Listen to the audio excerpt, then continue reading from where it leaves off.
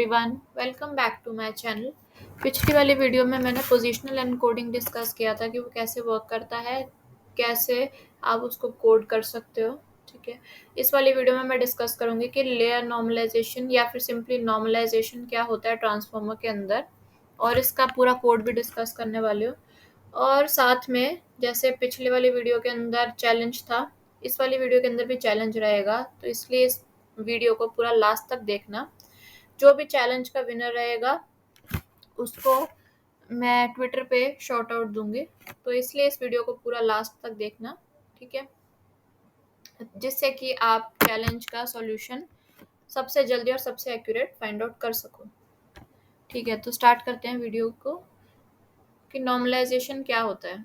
देखो, मैंने यहाँ पर ट्रांसफॉर्मर की वर्किंग का जो रिसर्च पेपर एक मेंशन किया था ना, आपको attention is all you need वाला, यही वाला खोल के रख रखा है। इसमें एक डायग्राम इन्होंने शो कर रखा है। ठीक है, यहाँ पर क्या है, इनपुट्स आए हमारे पास, इनपुट एम्बेडिंग हुई, पोजिशनल एनकोडिंग हुई, पोजिशनल एनकोडिंग के बाद जाता है हमारे पास मल्टी हेड अटेंशन के अंदर, मल्टी हेड अटेंशन के बाद जाता है ऐड एंड नॉर्मलाइज के अंदर। ठीक है, तो अब देखो, ऐड एंड नॉर्मलाइज के अंदर दो तरफ से इनपुट आ रहा है। एक तो पोजिशनल एनकोडिंग का आउटपुट जा रहा है इधर से, और एक डायरेक्ट है हमारा मल्टी हेड अटेंशन का आउटपुट जा रहा है एज एन इनपुट इसमें। ठीक है, तो इसमें दो इनपुट जा रहे हैं। आगे भी आप एड एंड नॉर्मलाइज देखोगे, इसमें भी दो इनपुट आ रहे हैं। एक आ रहा है पहले वाले एड एंड नॉर्मलाइज का, और एक आ रहा है फीड फॉरवर्ड नेटवर्क का। ठीक है, तो दो इनपुट इसके अंदर भी हैं, दो इनपुट इसके अंदर भी हैं। तो ऐसा क्यों है, दो हम इनपुट्स क्यों दे रहे हैं नॉर्मलाइजेशन वाले के अंदर? क्योंकि अगर एक ही इनपुट देंगे तो वो सिग्नल की स्ट्रेंथ कम भी हो सकती है। कैसे कम हो सकती है? क्योंकि जैसे मैंने बताया था आपको कि जैसे न्यूरल नेटवर्क है हमारे पास, एक इनपुट लेयर है, कुछ मिड लेयर्स हैं, फिर आउटपुट लेयर है। और अगर हम लास्ट लेयर से फर्स्ट लेयर पे जाते हैं, यानी बैक प्रोपेगेशन करते हैं, तो क्या होता है, हर लेयर पे हम ग्रेडियंट फाइंड आउट करते जाते हैं, यानी डेरिवेटिव फाइंड आउट करते जाते हैं। ठीक है, तो होता क्या है, ग्रेडियंट की वैल्यू लास्ट लेयर से जब हम फर्स्ट लेयर पे आते हैं तो ग्रेडियंट की वैल्यू बहुत ज़्यादा कम हो जाती है, यानी जीरो पे अप्रोच कर जाती है। ठीक है, फर्स्ट लेयर पे। तो इस प्रॉब्लम को कहते हैं वैनिशिंग ग्रेडियंट। वैनिशिंग ग्रेडियंट वाली प्रॉब्लम आती है बैक प्रोपेगेशन के अंदर। ठीक है, वैनिशिंग ग्रेडियंट, एक्सप्लोडिंग ग्रेडियंट, ये सारी प्रॉब्लम्स मैंने डिस्कस कर रखी हैं। ये प्रॉब्लम इसलिए आती है क्योंकि जब हमारे पास बहुत सारी लेयर्स हैं, ठीक है, अगर मान लो 100 या 1000 लेयर्स, ऐसे बहुत सारी लेयर्स हैं हमारे पास, और हम जब बैक प्रोपेगेट कर रहे हैं तो फर्स्ट लेयर पे ग्रेडियंट बहुत ज़्यादा कम हो जाता है। ठीक है, तो यानी नंबर ऑफ लेयर्स जितनी ज़्यादा होंगी उतना ज़्यादा हमारा वेनिशिंग ग्रेडियंट की प्रॉब्लम आएगी।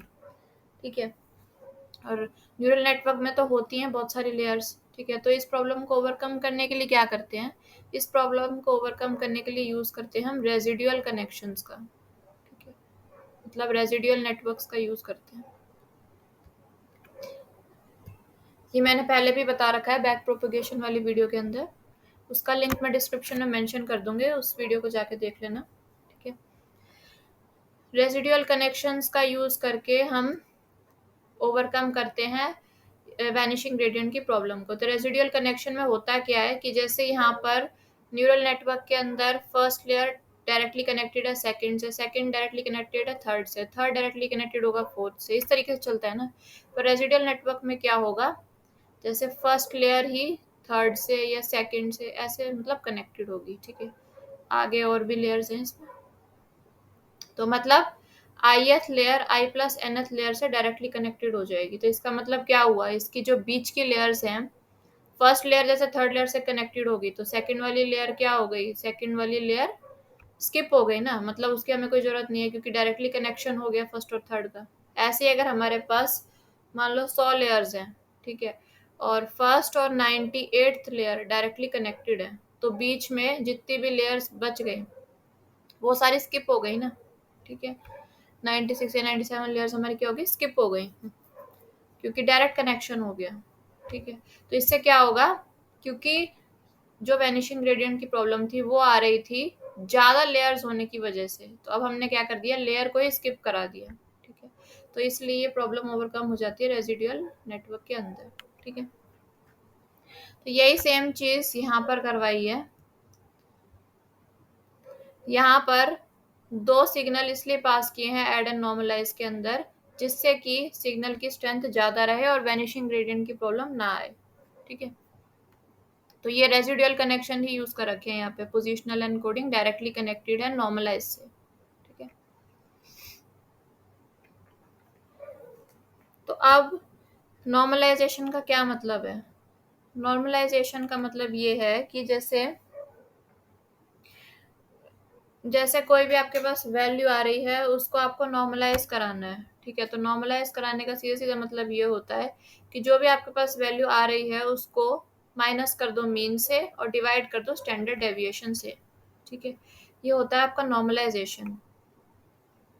यानी कि नॉर्मलाइजेशन कराने का फायदा ये होता है कि अगर वैल्यूज नॉर्मलाइज्ड होंगी, यानी कुछ एक रेंज के अंदर ही होंगी, तो ट्रेनिंग क्या होगी, ट्रेनिंग अच्छी हो सकेगी और फास्ट हो सकेगी। ठीक है, इसलिए हम नॉर्मलाइजेशन यहाँ कराते हैं। ठीक है, तो सबसे पहले जो मैंने फॉर्मूला लिखा हुआ है X dash equal to F W1, ये सब लिखा जो है मैंने, ये क्या है, ये वाला वही फॉर्मूला है। जैसे अगर हमारे पास न्यूरल नेटवर्क होता है, तो न्यूरल नेटवर्क के अंदर क्या होता है, एक एक्टिवेशन फंक्शन लगता है हर लेयर पे। एक्टिवेशन फंक्शन मैंने एक वीडियो में डिस्कस किया था। ठीक है, और इसका फॉर्मूला बनता है वेट इनटू इनपुट प्लस बायस। ठीक है, W है वेट इनटू इनपुट प्लस बायस, ये हमारा फॉर्मूला रहता है। और ये रहता है F क्या, एक्टिवेशन फंक्शन। ठीक है, तो ये है हमारा एक्स डैश की वैल्यू। ये हो गया हमारी वैल्यू है जब हमने नॉर्मलाइजेशन नहीं लगाया। ठीक है, अब ये जो y वाली वैल्यू है वो है नॉर्मलाइज कराने के बाद। तो नॉर्मलाइज कराने के बाद हमारा फॉर्मूला बनता है gamma 1 x dash minus mu divided by sigma plus beta 1। ठीक है, गामा 1 और बीटा 1 क्या है, ये ऐसे पैरामीटर्स हैं जो कि ये मॉडल लर्न करता है ट्रेनिंग के टाइम पे। ठीक है, और जब बैक प्रोपेगेशन होती है तो ठीक है, तब ये दोनों पैरामीटर्स मॉडल सीखता है। और बाकी का एक्स डैश यही है जो यहाँ से आया, माइनस म्यू, म्यू मतलब mean, divide by standard deviation. ठीक है, तो ये फॉर्मूला आता है हमारा नॉर्मलाइजेशन का। अब जैसा फॉर एग्जांपल ये वैल्यूज है मेरे पास, इनको हमें नॉर्मलाइज कराना है।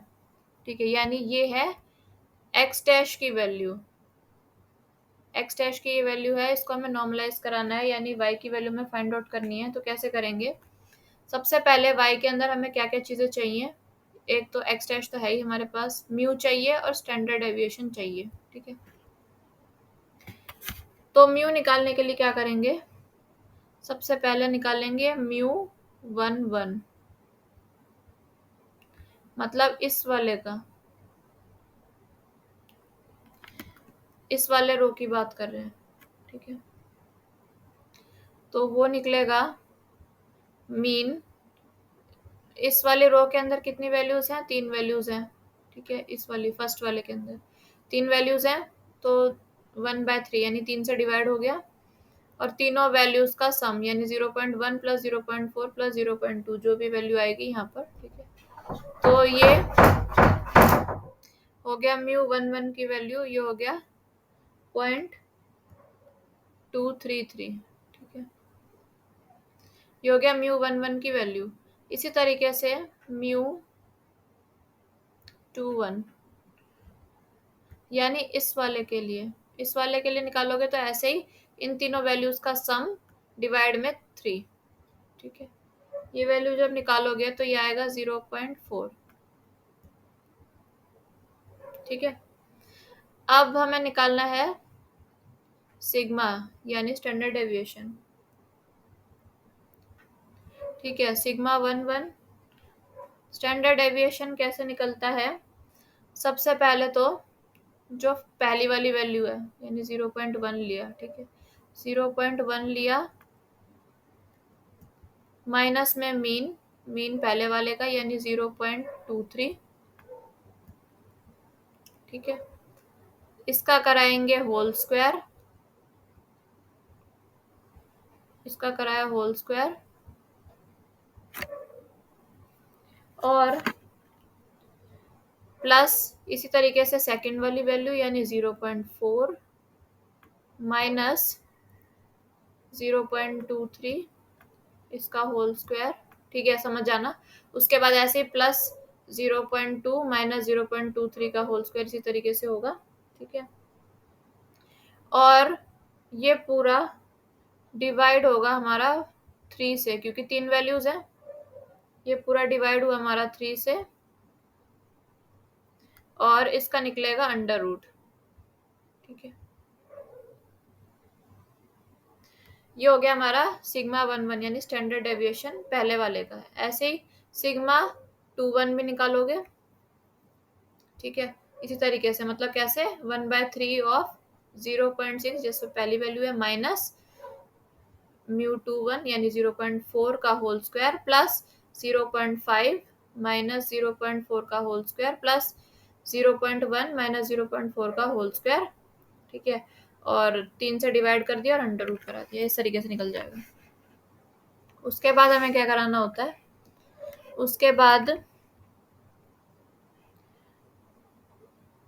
उसके बाद जो म्यू है हमारे पास वो क्या बनेगा, म्यू बनेगा हमारे पास म्यू 1 1 की वैल्यू और म्यू 2 1 की वैल्यू, यानी क्या वैल्यू आई हमारे पास 0.23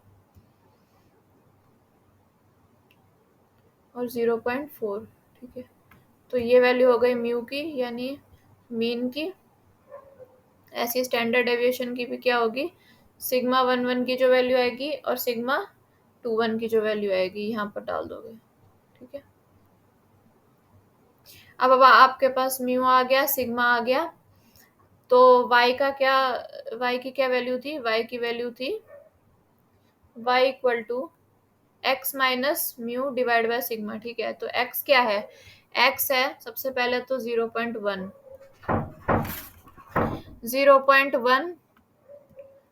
माइनस पहले वाले का मीन यानी 0.23।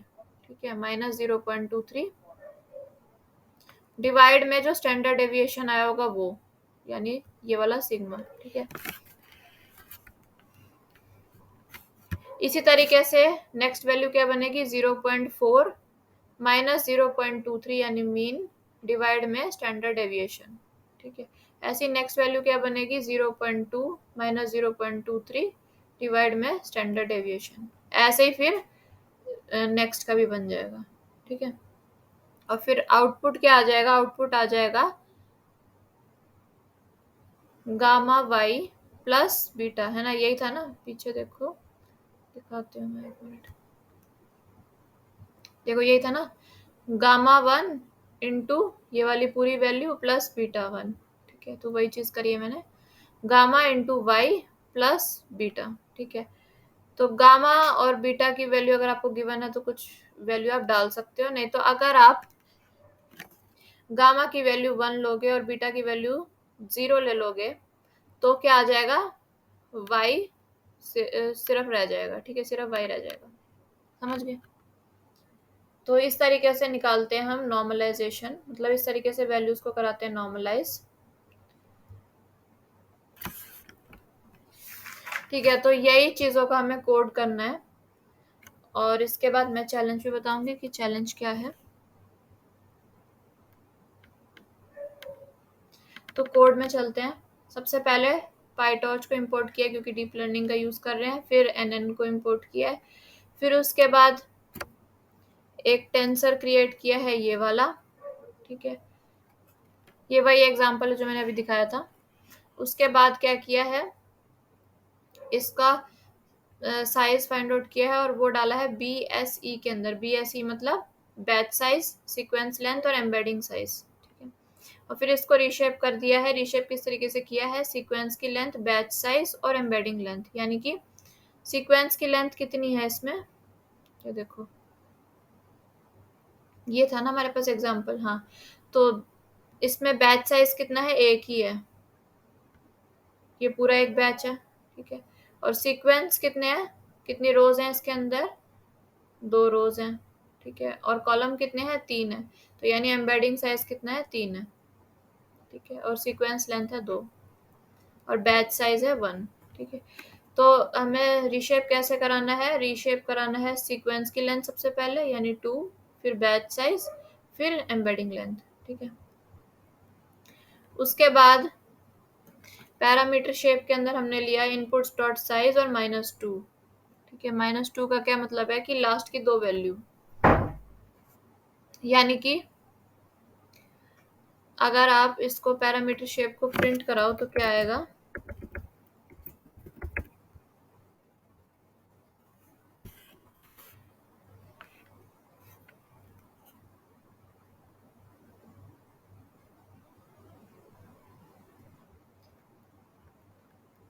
पैरामीटर शेप को प्रिंट करा रहे हो तो 2 वैल्यूज आ रही हैं यहाँ पे।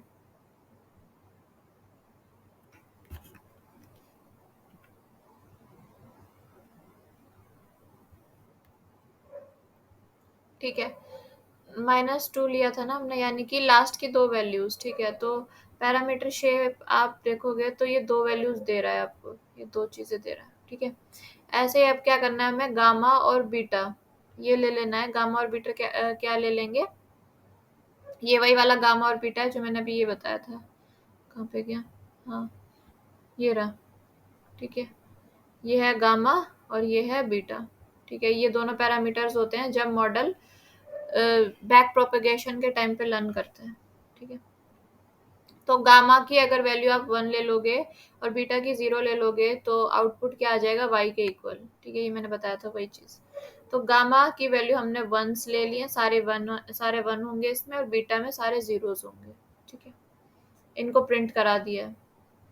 और फिर उसके बाद गामा का और बीटा का साइज देख लिया है। गामा का और बीटा का दोनों का साइज है 1 3 1 3। ठीक है, 1 3 क्यों है? क्योंकि देखो गामा और बीटा, इसका जो आउटपुट आ रहा है ये क्या है? एक रो है और 3 कॉलम्स है। ऐसे ही बीटा का एक एक रो है, 3 कॉलम्स है। ठीक है, इसलिए 1/3 का साइज आ रहा है इसका। उसके बाद मैंने क्या किया है, उसके बाद डायमेंशंस। ठीक है, dimensions equal to -i+1 for i in range. मतलब i को मैंने लिया है रेंज के अंदर, यानी लूप लगा दिया i के ऊपर। और i का लूप कहाँ से कहाँ तक चलेगा? 0 से लेके पैरामीटर शेप की लेंथ तक। अब पैरामीटर शेप कहाँ लिया था हमने? ये रहा पैरामीटर शेप लिया था ना, ये आ रहा है 3 और 8। तो इसमें वैल्यू कितनी है? 2 ही वैल्यू है ना, मतलब दो ही दो ही चीजें हैं इसमें। ठीक है, तो यानी इसकी लेंथ क्या हो जाएगी? 2 हो जाएगी ना इसकी लेंथ। ठीक है, तो यानी लूप कहाँ से कहाँ तक चलेगा? लूप चलेगा 0 और 1, 2 ही बार चलेगा ना लूप। मतलब 0 1 2 3 वैल्यूज आ सकती हैं, पर रेंज फंक्शन 2 ही बार चलाएगा लूप को। टू वाला तो चलेगा नहीं, 0 और 1 का चलेगा सिर्फ। ठीक है, तो यानी i की वैल्यू एक बार 0 होगी, फिर i की वैल्यू एक बार 1 होगी। तो जब i की वैल्यू 0 होगी तो इसकी क्या वैल्यू आ जाएगी? 0+1, और बाहर माइनस है यानी -1। ठीक है, दूसरी बार जब i की वैल्यू 1 होगी तो 1+1 2, और माइनस बाहर है तो -2। तो यही वाली वैल्यू आपकी प्रिंट हो रही है, -1 एंड -2।